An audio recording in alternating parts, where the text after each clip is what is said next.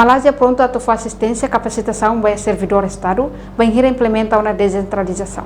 Embaixador Malásia Amarjit Sarjit Singh informa idane, foi no encontro o primeiro-ministro Kerala Sanana Gusmão. Segunda-feira, lorong hito tinane iha Palácio Governo Dili. Embaixador Malásia Amarjit Sarjit Singh afirma, durante encontro primeiro-ministro Kerala Sanana Gusmão, o governo Malásia atuou apoio capacitação e a área planeamento no financeiro.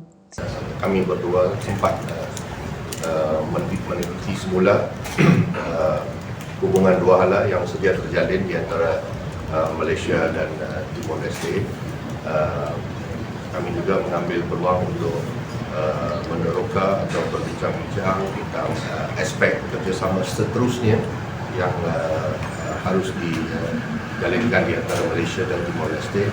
Bapak Perdana Menteri menekankan peri pentingnya proses desentralisasi pentadbiran Timor Leste dan meminta agar pemerintah Malaysia melihat cara-cara modaliti dan mungkin latihan yang boleh disediakan kepada penjawat awam Timor Leste ini bagi mendalami aspek-aspek dua aspek utama yang ditekankan Bapak Perdana Menteri, aspek planning perancangan dan finance pentadbiran kewangan.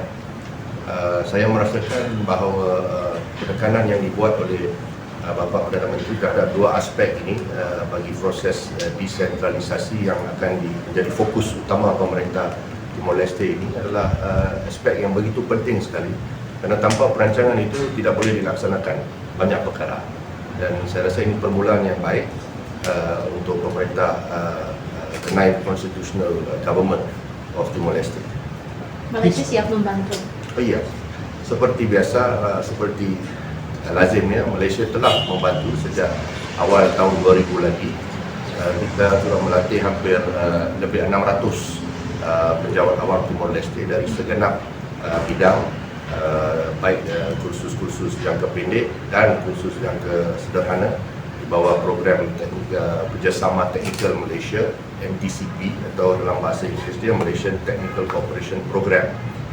Dan kita akan terus menyediakan peluang-peluang latihan ini. Cuma sekarang kita akan khususkan kepada dua aspek penting yang telah ditekankan oleh Bapak Perdana Menteri tadi, yaitu keuangan dan perancangan planning. Entretanto, chefe governo Timor-Leste Husuba Embaixador Malásia atau serviço mútuo na Fatin ho nação Timor-Leste. Reportagem Marquita da Silva, Televisão Timor Post. Janela informação ba Emma Hoto. Atau atena informação atual dia kliu kita halua. Hane botão subscribe, like, halo comentário no faz botão ba media social Hoto.